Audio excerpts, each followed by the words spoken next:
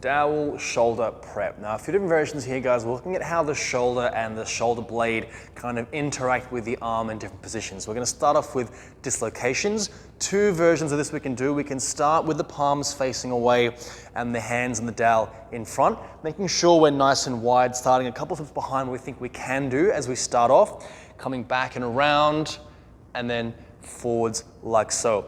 Second variation, guys, we're going to start with the dowel behind and the palms facing forward. Same thing, bringing the dowel up and over the top, in front, and then back to the start. The detail here, guys, is I want to make sure that as I'm moving my arms around myself with the dowel, I'm almost just pushing my shoulders and arms away from my body, whichever direction the dowel is going to be going. So if I'm going from the front, I'm going to be protracting, elevating, retracting, and then trying to depress at the bottom, and then reversing that on the way through. From there, guys, we have our dowel shoulder internal and external rotation. Starting off with the external rotation, guys, I'm going to make sure I hold the dowel below the bottom half. I'm going to take my forearm on the inside and then just hook my thumb and hand around like so for a steady grip.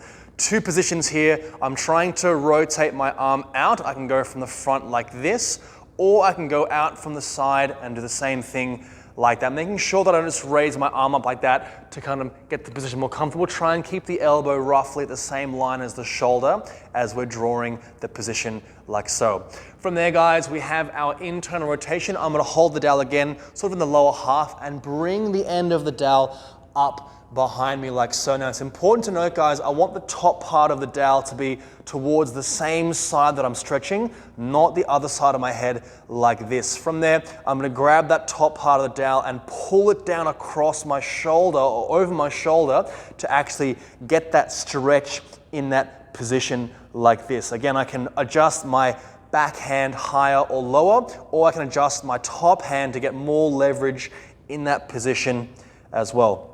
And lastly, guys, the quick finisher, our elbow dowel, making sure we have a tight grip on one end. Both palms are facing up. I'm going to bring my hands together, turning my arm over and then straightening the arm back behind me, locking the elbow, and then returning that back to the start position. It's important here, guys, I'm not going to use my shoulder to try and create that shape. Again, the shoulder stays down and secured. I'm working from the elbow as I move that around. That's on both sides. From there, I'm going to grab the center of the dowel for my rotations. My spare hand is above the elbow on the triceps to hold my arm in place, making sure that my elbow is facing up towards the ceiling. I rotate the dowel down one way and the other. That's for the prescribed reps.